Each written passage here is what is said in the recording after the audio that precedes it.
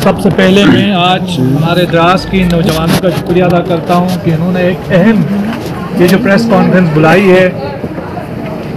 आपको मालूम है कि द्रास के हवाले से जैसे हमारे ऑनरेबल काउंसलर मुबारक शाह साहब कि द्रास पूरे देश का चेहरा है, पूरे लद्दाख का चेहरा है, पूरे देश का चेहरा है। और इस पूरे देश के अंदर जो आजकल जो सबसे बड़ी सियासी जमातें हों, मजहबी जमातें हों या समाजी जमातें हों, जो सबसे बड़ी चीज़ पर जो नाज करती है और अपने आप को अपना सीना तान कर इतरा कर कहती है वो देशभक्ति है, वो पेट्रियोटिज़म है, जिसको लेकर के पूरा देश जो है हर जगह जो है फ़ख्र महसूस करता है। बिलखुसूस द्रास की जब भी बारी आती है तो इस पूरे मुल्क के अंदर हर फर्द का चेहरा जो है वो गर्व से चौड़ा हो जाता है, क्योंकि द्रास के लोगों की जो लाजवाल कुर्बानियाँ हैं इस देश की तईं वो किसी से ढकी छुपी नहीं है।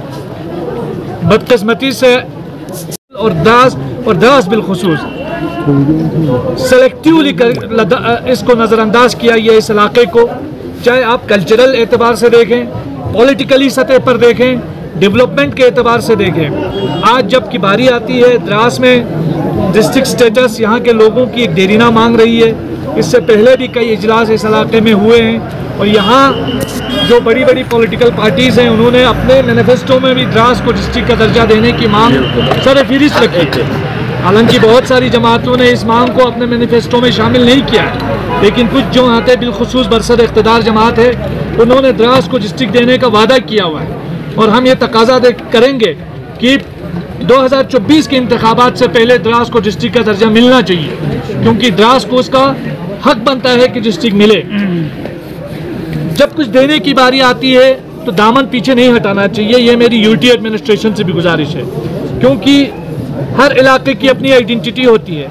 आज यूटी लद्दाख के अंदर ज़बानों को लेकर डिस्क्रिमिनेशन हो रहा है, रिलीजियस आइडेंटिटीज़ के साथ डिस्क्रिमिनेशन हो रहा है, उर्दू के साथ भेदभाव हो रहा है, शिना ज़ुबान के साथ भेदभाव हो रहा है। हम ये मुसलसल देखते आ रहे हैं और अब हम ये जो भेदभाव है इसको मज़ीद हम बर्दाश्त नहीं कर सकते हैं। इसके लिए आवाज़ उठाते रहेंगे और उसकी शुरुआत हमारी डिस्ट्रिक्ट की मांग को लेकर है। मैं ये उम्मीद करूंगा कि हमारे जो जवान हैं द्रास के वो आइंदा भी इस कोऑर्डिनेशन कमेटी को जो इन्होंने पहले अंजाम दी थी, कोविड की वजह से जो काफ़ी हद तक काम नहीं बन पाया, पूरे देश में यही हालात थे, लेकिन अब हम उम्मीद करेंगे कि इसको एक सिस्टमेटिक अंदाज से आगे बढ़ाएंगे और इस मांग को, और देश के अंदर जो संजीदा तबका है, हुकूमत के अंदर भी जो संजीदा तबका है, वो इस बात का एहसास करेंगे, रियलाइजेशन उनको होगा कि लद्दाख में द्रास के लोगों को डिस्ट्रिक्ट देना लाजमी है।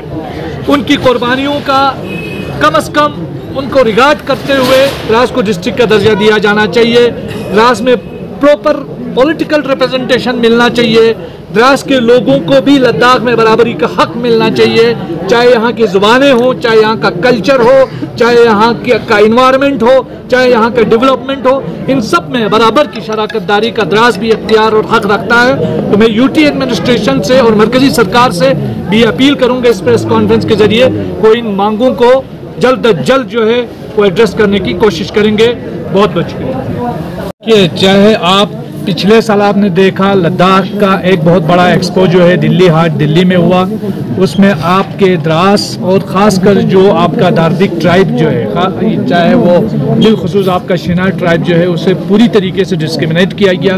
और इस इशू को हमने ड्यूकॉम के सामने भी उठाया था। और इसके साथ साथ इस साल आज़ादी का अमृत महोत्सव के नाम पे पूरा साल एंगेज रखा गया पूरे लद्दाख को, लेकिन इसमें आपने कहीं नहीं देखा गया कि जहां हमारे जो अदबी शख्सियात हैं या हमारे सकाफती ट्रूप हैं उनको कहीं मौका दिया गया हो।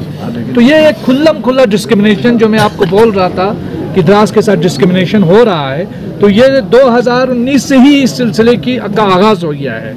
इस साल आपने देखा टैबलेट्स इशू हुए हैं, स्कूली बच्चों को हर जगह टैबलेट्स इशू हुए हैं, उसमें उर्दू सब्जेक्ट को गायब किया गया है, बिल्कुल उर्दू सब्जेक्ट है ही नहीं। और हमारा पूरा द्रास जो पढ़ता है, ख़ासकर जो ज़ुबान समझते हैं या तो उर्दू समझते हैं, मोस्टली शीना समझते हैं, थोड़ी बहुत बल्ती पुर्गी समझते हैं, लेकिन जिस ज़ुबान में पढ़ाया गया है वो ज़ुबान जो है वो इनके लिए बिल्कुल अनजान ज़ुबान है, उसका भी ख्याल नहीं रखा गया है। यूटी इंतज़ामिया को चाहिए, पिछले साल टेबल्यू का जो इशू हुआ उसमें भी करगिल को ख़ास कर डिस्क्रिमिनेट किया गया और जब बात आई तो नज़ीर लद्दाखी को सामने किया गया, भाई ये लोग इससे बात करो। जो भी इंतज़ामिया का आदमी है, हम ना उसका मजहब जानते हैं ना हम उसकी आइडेंटिटी जानते हैं। हम इतना समझते हैं कि वो सरकार का आदमी है, सरकार का मुलाजिम है, और उस पर यह फ़र्ज़ है कि वो हर इलाके के लोगों को, हर ट्राइब के लोगों को, हर मज़हब के लोगों को भरपूर नुमाइंदगी दे, ये उसका हक बनता है। ये ड्रामाबाजी बंद होनी चाहिए यूटी एडमिनिस्ट्रेशन की तरफ से कि जब भी कोई इस तरह की ओछी हरकत करते हैं तो वो किसी न किसी ऐसे आदमी को सामने दिखाते हैं। ये यूटी एडमिनिस्ट्रेशन की तरफ से डिस्क्रिमिनेशन मानते हैं और ये डिस्क्रिमिनेशन का सिलसिला पूरा बंद होना चाहिए। हम ये मुसलसल कहते आ रहे हैं, आज भी कह रहे हैं। चाहे आप 10 नोटिस, अभी आपने हाल ही में त्रिपुरा में जो इंसिडेंट हुआ है जिसको पूरे नेशनल मीडिया ने रिपोर्ट किया कि वहाँ क्या हंगामे खड़े किए सरकार की ईमा पर जो हुआ है, तो उस पर भी नोटिस भेज दिए गए। आप 1000 नोटिस भेजें, हमारी जुबान बंद होने वाली नहीं है। हम मुसलसल बोलते रहेंगे और बोलते ही रहेंगे, आपको सुनना पड़ेगा। बहुत बहुत शुक्रिया।